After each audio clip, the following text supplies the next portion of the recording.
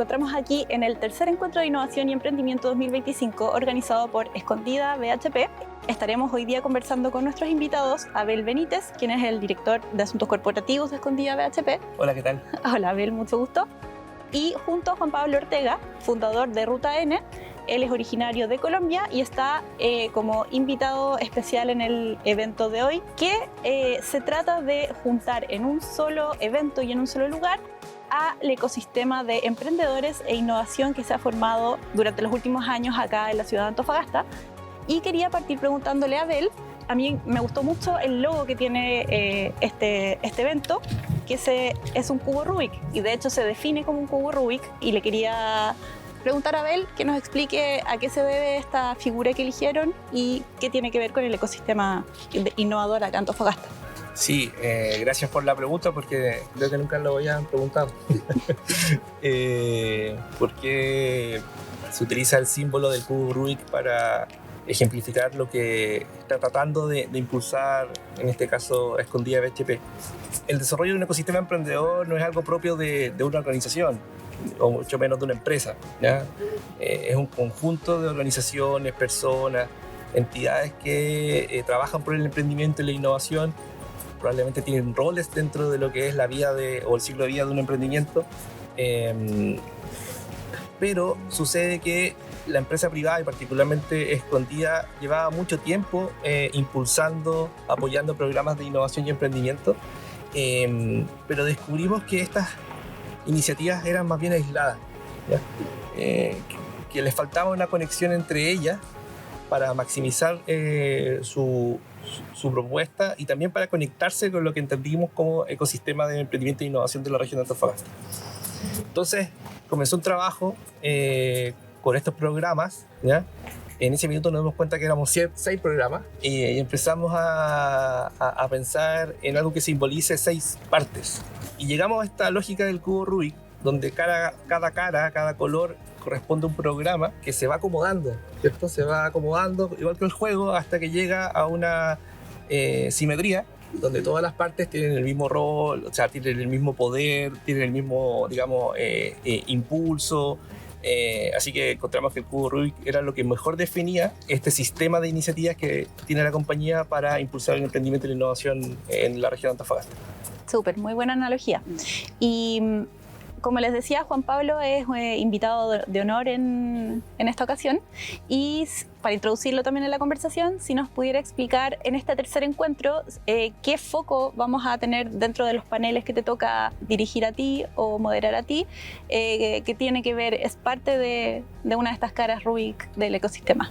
Sí, pues primero gracias por la invitación. A ver, fundamentalmente el objetivo, digamos, de mi visita aquí es un poco traer la experiencia de Medellín, ¿cierto? Nosotros venimos trabajando muy decididamente en temas de emprendimiento e innovación hace ya más de 20 años y digamos que hemos logrado consolidar una serie de aprendizajes de lo que funciona, lo que no funciona tanto, que nos ha permitido, como digamos, aglomerarlas en 15 grandes lecciones aprendidas que permiten diría que son de alguna forma universales, que permiten a que cualquier territorio pueda tener un mapa de ruta, una hoja de ruta que le permita consolidar la innovación como la gran palanca para el desarrollo económico y social de ese territorio específico. Entonces, un poco la intención es esa, poder compartir esas lecciones aprendidas, poder retar, si se quiere, también de alguna forma a Antofagasta, en el sentido, bueno, qué se quiere en la Antofagasta de hoy y qué se espera y cuál es el sueño de construcción de Antofagasta del futuro.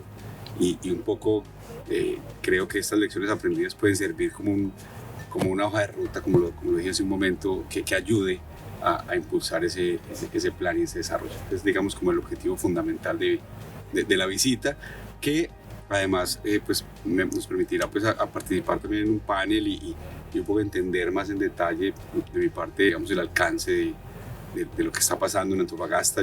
Es mi segunda vez en Anto, pero la primera vez vine con otro objetivo muy distinto, fue hace 7 años, algo así, si mal no recuerdo. Pues bueno, es mi segunda vez y veo en 7 años una enorme evolución de la ciudad, sin duda, y muy interesado en actualizarme, qué qué ha venido pasando en este rico ecosistema. Qué bueno que mencionaste que puedes tener la perspectiva de hace 7 años y ahora. Y le quería preguntar a Abel, porque este es el tercer encuentro desde que existe este ecosistema, este cubo de Rubik, pero me imagino que desde antes de esos 3 años habían organizaciones que funcionaban aisladamente o con un nivel de organización más bajo. Entonces, ¿qué diagnóstico podríamos hacer de esta trayectoria de 7 años, desde esos 7 años hasta ahora, que ya es el tercer encuentro en que se logra condensar todos los esfuerzos en este ecosistema? Es interesante porque la palabra en sí mismo, ecosistema, es nueva, ¿ya? O sea, probablemente tiene quizás 20 años, ¿ya? Relativamente nueva. Pero el fenómeno de creación de empresas, innovaciones en ciudades, distritos, barrios, no es nuevo, ¿ya? Es algo que ha sucedido en la historia reciente de la humanidad, ¿ya? De hecho, Antofagasta tiene un pasado industrial, ¿cierto? Marcado por el salitre primero, ahora por el cobre. Y graficado en este mismo lugar. Y graficado en este mismo lugar. Juan Pablo, se llama Ruinas de Huanchaca porque corresponde a un... Era una salitrera, ¿no? No, plata. se procesaba plata. Plata. Sí, Okay. de un mineral que venía desde Bolivia, llegaba acá. Y entonces no es algo que sea novedoso, es algo que nos acompaña, ¿cierto? Pero lo que nunca se había tratado con método era cómo maximizar las vinculaciones entre los distintos actores que trabajan en torno a una temática similar, que en este caso es innovación y emprendimiento. Entonces, claro, en el caso de Escondida lleva 34 años presente acá en Antofagasta, probablemente desde su origen ha impulsado programas en la ciudad que fomentan el emprendimiento, ¿ya? Hoy día el programa más longevo que apoyamos es el Antofa Emprende, que es un concurso de innovación social, ¿ya? De emprendimiento de triple impacto, que ya cumplió más de una década, ¿ya? Entonces, ¿qué faltaba? Probablemente faltaba que los actores nos pusiéramos de acuerdo, como bien dijo Juan Pablo, que soñáramos, ¿cierto? Que queremos como territorio, y que trabajemos juntos, ¿ya? Y eso lo tratamos de manifestar hace 3 años atrás, con el primer encuentro anual, ¿ya? Repito, no tratándonos de apropiarnos de lo que significa un ecosistema de innovación y emprendimiento, porque eso es algo territorial, es algo público, es de todos, ¿ya? Pero sí enfatizando lo relevante que es el rol de la empresa privada, de la gran empresa privada, en este caso minera, en el desarrollo de este ecosistema. Nosotros somos el eslabón más, ¿ya? Dentro de este ecosistema, y tenemos que coordinarnos para que este ecosistema se desarrolle y logre el sueño. Y nuestro sueño es que Antofagasta sea reconocido como un polo de innovación y emprendimiento de clase mundial. Y si me permite, yo quise hacer un comentario ahí. De alguna forma, este tipo de organizaciones o de empresas ancla son muy relevantes para un ecosistema. En el caso de Medellín fue precisamente EPM, la empresa que en gran medida fue la gran jalonadora de que empezaran a ocurrir cosas en Medellín. Y no solo invirtiendo recursos, sino también generando, digamos, una dinámica y un interés y de alguna forma articulando muchos de los esfuerzos de muchos otros actores del territorio. Entonces creo que ahí ese rol de ustedes, digamos que en Antofagasta tienen la gran suerte, diría yo, de contar con Escondida. Porque es precisamente esa empresa ancla de la cual muchos territorios adolecen, que no la tienen, desde la cual puede convertirse en el gran jalonador de este desarrollo y de este ecosistema. Y me imagino, viendo el programa del evento de hoy y las organizaciones que participan y que van a estar exponiendo en el demo, hay programas orientados específicamente a pueblos indígenas, a proveedores pertenecientes a pueblos indígenas, universitarios, mujeres. Bueno, mujeres es un grupo más grande, pero hay una idea detrás de eso de tratar de diversificar cada vez más la participación en distintos roles dentro de la innovación y tecnología acá en Antofagasta. Entiendo. Y ahí Juan Pablo también, porque conoce bastante de cerca la realidad latinoamericana, siempre se hace referencia a Silicon Valley, ¿ya? Se hace referencia a un ecosistema, ¿cierto? En un país desarrollado, un ecosistema full tecnológico, basado en innovación, todo basado en lo digital. Y quizás por mucho tiempo tomamos como referencia ese modelo y tratamos de desarrollar cosas para acercarnos a lo que sería un Silicon Valley. ¿Ya? Pero estamos en Latinoamérica, ¿ya? Estamos en Chile y el ecosistema lo conforma una tipología de empresaria distinto, ¿ya? Nosotros no podemos impulsar, ¿cierto?, el desarrollo tecnológico si no reconocemos que también tenemos que apoyar a pequeños agricultores, pequeños artesanos, ¿cierto?, a pymes más tradicionales, porque también la idea es no dejar a nadie afuera, ¿ok? En ese sentido, si nosotros pensamos en impulsar el emprendimiento, también tenemos que hacerlo desde la ciudad de Antofagasta, la costa, ¿cierto? Pero también tenemos que pensar en los emprendedores que están al pie de la cordillera. Por eso hablamos que el ecosistema emprendedor o las políticas de promoción al emprendimiento van de cordillera a mar, en el caso de Antofagasta, de Tocopilla a Taltal o de Ollagüe a Peine, ¿ya? Y tenemos que dar ciertas facetas que incluyan a todos y todas. Y ese es un poco el espíritu de por qué en este ecosistema que promueve Escondida conviven programas full tecnológicos como la aceleradora Aster, con programas de emprendimiento indígena que sería el Balún Licalantay. Uh-huh.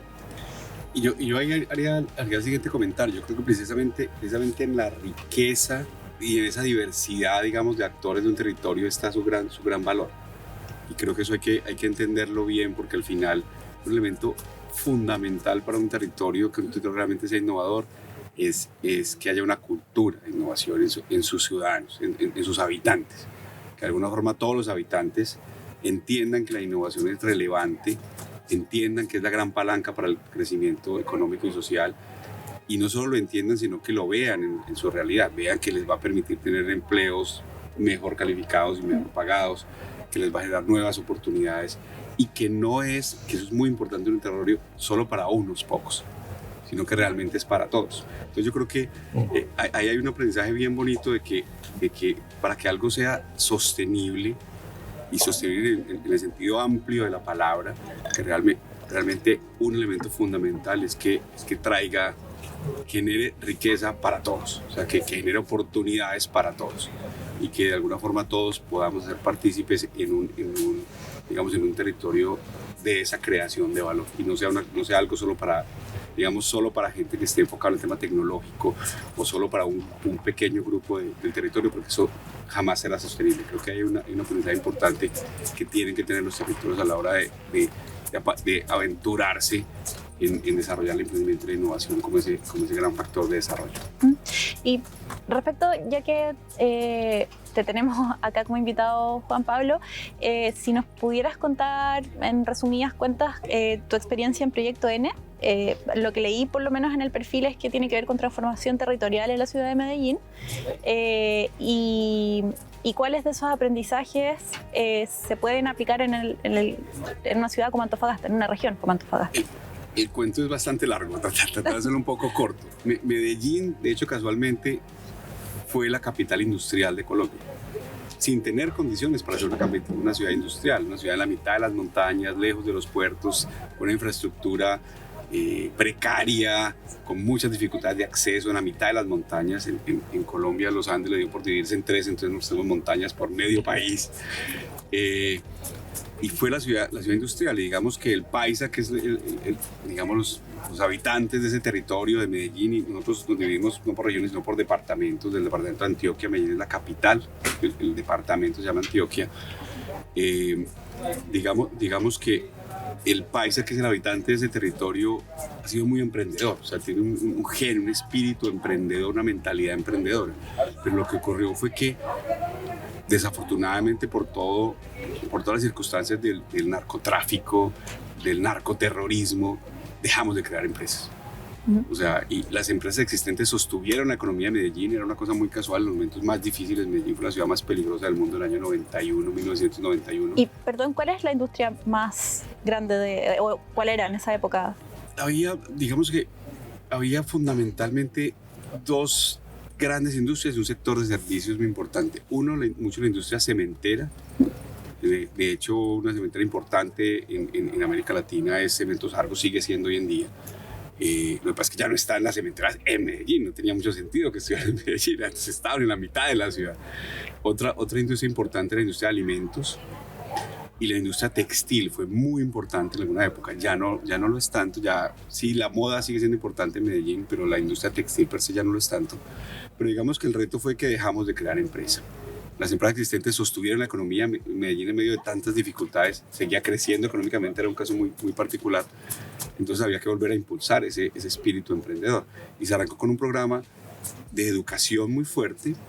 Medellín la más educada, que todos tuvieran acceso a una educación de calidad. En paralelo, Medellín Emprendedora, se llama Cultura E, que impulsáramos nuevamente ese espíritu emprendedor. Y unos años más tarde nos dimos cuenta que hacía falta un tercer pilar, y era el pilar de la innovación. Era que no solo fuéramos emprendedores, sino que buscáramos desarrollar empresas de alto valor agregado. Y que las empresas existentes crearan productos, servicios de alto valor agregado, nuevos modelos de negocio. Entonces ahí nace, digamos, con el espíritu de ayudar a coordinar e impulsar ese esfuerzo Ruta N, que es una agencia, si se quiere, de innovación de la ciudad al servicio del desarrollo de la innovación como esa palanca para el crecimiento económico y social. Esa es un poco como la historia detrás del por qué nace Ruta N, y digamos que ha permitido un impulso muy, muy importante de la ciudad, y que hoy en día, de hecho, es una ciudad más de servicios, es una ciudad de turismo, es una ciudad que está teniendo una dinámica de crecimiento muy importante, lo cual también trae otros retos que podemos tocar en un momento. El crecimiento trae nuevos retos, pero es una ciudad que podemos decir que hoy tiene una cara muy distinta a la que tuvimos en un momento tan difícil como hace en los años finales de 80, principios de los 90. Abel, y tomando en cuenta esta experiencia, ¿cuál crees tú que son los desafíos actuales de la región de Antofagasta en cuanto a poder avanzar hacia que la región sea reconocida como un polo de innovación y emprendimiento? Tenemos un tremendo desafío. ¿En qué sentido? Bueno, siempre es difícil. O sea, a cualquier territorio, a cualquier ciudad que va y le preguntan lo mismo, van a decir relativamente lo mismo. Es lo fácil ya está hecho. Ahora toca hacer lo difícil. Exacto. Pero mira, en Antofagasta ocurre una situación bien particular que no vive otra región en Chile, y tiene que ver con el impacto que genera la industria minera en la comunidad, ¿ya? Un 60% del total del volumen exportado en Chile sale por los puertos de Antofagasta, y más de la mitad del cobre que produce el país también es de Antofagasta. La empresa que represento, de la cual soy parte, escondida, es la principal productora de cobre en el mundo, y reconocemos lo importante que es el cobre hoy día para efectos de la descarbonización, ¿cierto? Entonces, da la sensación, escuchando este relato, que Antofagasta debiese ser el Abu Dhabi chileno, debiese ser una zona ultra desarrollada, con las mejores capacidades, con los mejores servicios públicos, ¿cierto? Pero no es así, ¿ya? Creo que lo más difícil es que la comunidad vuelva a creer en que la historia de Antofagasta puede ser distinta, porque de alguna forma vemos las ruinas de Huanchaca, y eso es lo que ha representado finalmente la minería para muchos, ¿ya? Un ciclo, ¿ya? Un boom, y luego salir y dejar la ruina, ¿ya? Creo que ese es el desafío más importante, entender que la minería es una gran oportunidad para reescribir la historia, aprovechar la minería para, sobre esta industria, construir nuevos servicios, ¿ya? Que nos permitan, y esto es como un cliché, pero que nos permitan dejar de exportar minerales, ¿ya? Y empezar también a exportar servicios para la minería, ¿ya? Que es un modelo que los australianos supieron hacer súper bien, ¿ya? Y para eso es clave la innovación, el emprendimiento, la educación, ¿ya? Que son los factores habilitadores. Pero creo que, en esencia, repito, lo más desafiante para Antofagasta es volver a creer que, apalancándose de sus riquezas materiales, podemos construir una riqueza intelectual, social, que haga crecer esta ciudad como lo merece. Y yo plantearía ahí, si me permites, porque viene un poco de las lecciones incluso que aprendidas por Medellín. Yo creo que es muy relevante ponerse una meta grande, ambiciosa, retadora y con fecha de cumplimiento. sea, que tenga una fecha de cumplimiento, porque eso va a permitir de alguna forma aglutinar a todos los actores de ese territorio en procura de cumplir esa meta. Obviamente no es solo cumplir la meta, hay que definir un plan para lograrlo, tiene que pasar en el corto, que en el mediano y que en el largo plazo para que efectivamente se cumpla esa meta. Pero esa meta, ese sueño, si se quiere, es un gran factor de unión para que los diferentes actores, digamos, que vayan en un camino, digamos, que sabemos a dónde queremos llegar. Y creo que un segundo elemento bien importante es una narrativa. Un poco en lo que planteaba él, yo decía, hace falta, no sé si hace falta, pero diría yo, un factor que sí fue muy importante en Medellín fue construir una narrativa. Nosotros dijimos, Medellín será la capital de la innovación de América Latina. Y digamos que será en el 2021, eso se dijo en 2009. Y era yo casi imposible, era la ciudad 35 en América Latina en ese momento, en indicadores de innovación, pero permitió unirnos y construimos una narrativa alrededor de eso, una narrativa alrededor de la innovación urbana, una narrativa alrededor de la innovación en el territorio, no solo tecnológica. Y cuando tú construyes una narrativa, no solo tus propios ciudadanos y los actores del territorio empiezan a creerla, sino que los demás empiezan a verte de esa forma. O sea, los otros actores ajenos al territorio van a decir, pero es que la ciudad, si tú quieres innovación en Colombia, es en Medellín. Y resulta que después en América Latina es Medellín. Entonces tal vez esa narrativa es algo bien potente para poder consolidar realmente no solo ser, sino también que sea reconocido por los demás. Creo que ahí también hay un elemento relevante. Es interesante lo que dice Juan Pablo, porque me imagino que para lograr esa épica, esa narrativa, es necesaria la colaboración privada, pero también la coordinación con el mundo público. De hecho, hoy está invitado, tengo entendido que viene el alcalde recién asumido de Antofagasta. Y es un desafío. ¿Cómo lo aborda en este caso Escondida BHP respecto del ámbito público? ¿Cuán necesaria es esa unión de objetivos? Yo creo que es fundamental, ¿ya? A veces, claro, trabajando en el sector privado uno pierde de vista lo relevante que es el Estado, que es el gobierno para impulsar en transformaciones. En Chile, felizmente, tenemos una política de Estado en torno a la innovación y el emprendimiento. Hay una organización fabulosa que como no existe en el mundo, que es la Corfo, ¿ya? Y en ese sentido nosotros tenemos el privilegio de contar con un Estado que efectivamente tiene mecanismos para impulsar la innovación y el emprendimiento. Ahora, creo que el desafío es justamente buscar mecanismos de colaboración más ágiles, ¿cierto? Y que no sea extraño la asociación entre la empresa privada y el gobierno, ¿ya?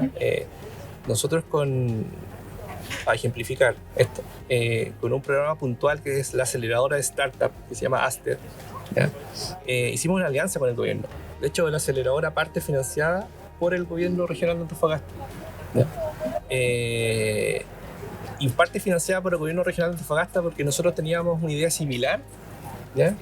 Y en una conversación nos dimos cuenta que si nosotros implementábamos esa idea, íbamos a duplicar lo que estaba haciendo, los esfuerzos, íbamos a traslapar, ¿cierto?, las estrategias, y llegamos a la conclusión que el modelo ideal era que el gobierno continuara, ¿cierto?, impulsando esta aceleradora y nosotros contribuir en el espacio donde el gobierno le cuesta más trabajar, ¿ya? Que fue el tema del financiamiento.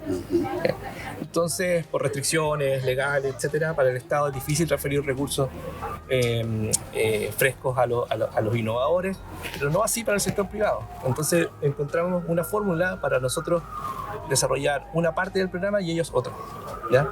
Luego el gobierno nos dice, oye, el gobierno nos dice, quizás tenga que invertir en otros sectores, ¿ya? Y nosotros decimos, perfecto, nosotros continuamos con la aposta, ¿ya?, de la aceleradora, nos hacemos cargo del 100% del financiamiento, pero ustedes siempre, como socios fundadores, van a tener un asiento en el directorio de este programa, ¿ya?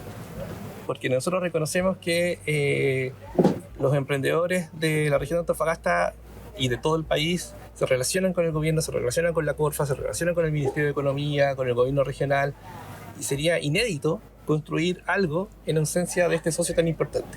Así que no sé si respondo a tu pregunta, pero creo que es fundamental la vinculación público-privada. Sí, de todas maneras.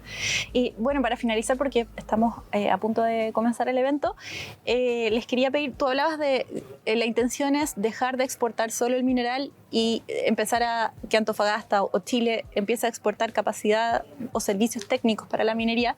Entonces, quizás si nos pueden dar un par de ejemplos de los casos que vamos a ver hoy día. Una porción importante del valor en el planeta en torno a tecnología está en la incorporación de inteligencia artificial, ¿ya? La pregunta es cómo se incorpora inteligencia artificial en el proceso minero, ¿ya?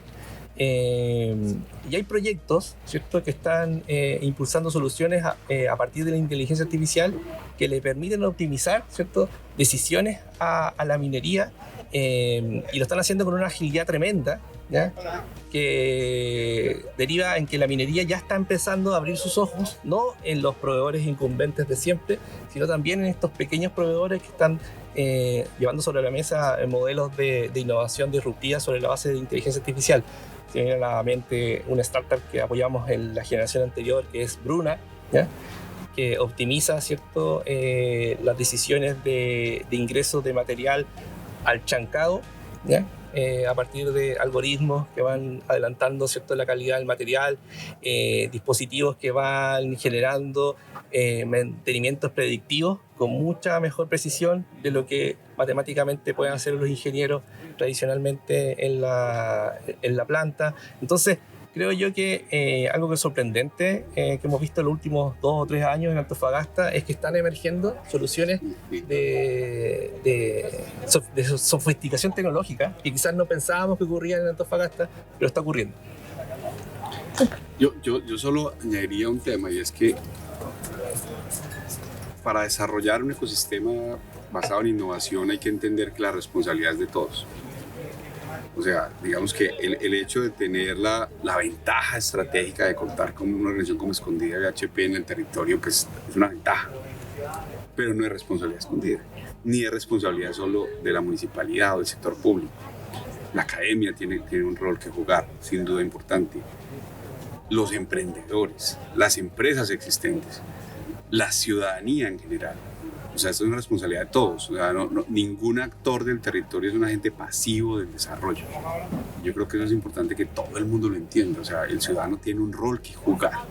El ciudadano tiene que prepararse. Si va a haber oportunidades, tienes que estar preparado para poder aprovecharlas. Sí, y digamos que tiene que ser una parte activa del desarrollo. Yo creo que eso es algo que es bien importante.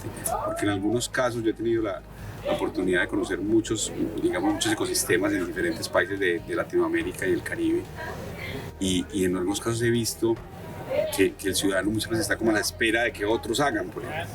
O sea, que es que es la empresa grande y rica, entonces que haga la empresa, que haga la municipalidad, que el sector público. No, todos somos responsables y tenemos un rol que jugar para que efectivamente el ecosistema sea rico. Cuando uno de esos actores fundamentales de un territorio no está haciendo su tarea, es difícil que sea sostenible en el tiempo el modelo. Yo creo que eso es algo importante que se debe tener en consideración. Para ir cerrando este podcast, les quería comentar que de todas maneras en Minería y Futuro vamos a estar cubriendo los siguientes paneles y entrevistando a casos destacados dentro del Demo Day, y le quería pedir a Abel que, como le dije antes, haga una invitación a conocer, puede ser a través de Minería y Futuro o a través de la misma página de Escondida BHP, los tipos de organizaciones que componen este ecosistema, digo el rubro, así como Aster es aceleradora, ¿qué otros tipos de organizaciones hay en las que se puede participar?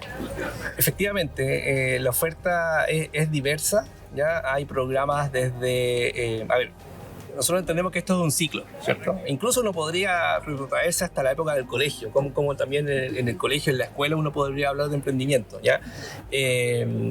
Pero si hablamos netamente de innovación y emprendimiento, nosotros comenzamos con el apoyo hacia las universidades, ¿ya? Y ahí hay un proyecto muy, muy interesante que ha sido replicado en otras regiones también, que es el Laboratorio de Innovación Universitaria USCAI, ¿ya? Que está alojado en la Universidad Católica del Norte, y tiene por misión, ¿cierto?, incentivar la innovación y el emprendimiento en las salas de clases de la universidad, ¿ya? Y facilitar el acceso a capacitación y financiamiento a aquellos emprendedores que quieren innovar desde la universidad. ¿Okay? También estamos apoyando el surgimiento de una red de inversionistas ángeles. ¿Ya? Sabemos que es súper importante que los territorios también cuenten con sus propios mecanismos de inversión privada, y por eso es importante impulsar ese proyecto que se llama Atacama Angels, ¿ya? Que también está a cargo la Universidad Católica del Norte. Nosotros trabajamos, impulsamos y desarrollamos una entidad muy reconocida en el norte de Chile que se llama Fundación Minera Escondida, y ellos impulsan el Antofa Emprende, que como te decía recién es el concurso de innovación social más antiguo de Chile, buscando soluciones para desafíos ambientales, sociales que tiene la región y el país. Ya les hablé de Astre, la aceleradora de startups tecnológicas para la minería. También les hablé del programa de emprendimiento indígena, que está trabajando particularmente en la zona de Peine y las localidades aledañas. Y también tenemos quizás el programa digamos, más significativo desde el punto de vista de los impactos, que es el programa de compra local BHP, que es un programa que se diseñó para eliminar, ¿cierto?, la fricción administrativa que implica hacer negocios con una gran empresa, y para garantizar algo que es básico para las pymes en Chile, que es el pago temprano, ¿cierto?, el pago oportuno, que en el caso nuestro es un pago máximo de 7 días plazo. ¿Ya? Ese programa de alguna forma es nuestro puente que nos conecta con las pymes locales, así que están todos invitados a conocer estos programas. En la página web de BHP, en las redes sociales de cada uno de estos programas aparecen los mecanismos de postulación, ¿ya? Y también es un poco lo que intentamos hacer con este evento, que es un evento donde los 6 programas se unen y conversan con el resto del ecosistema regional.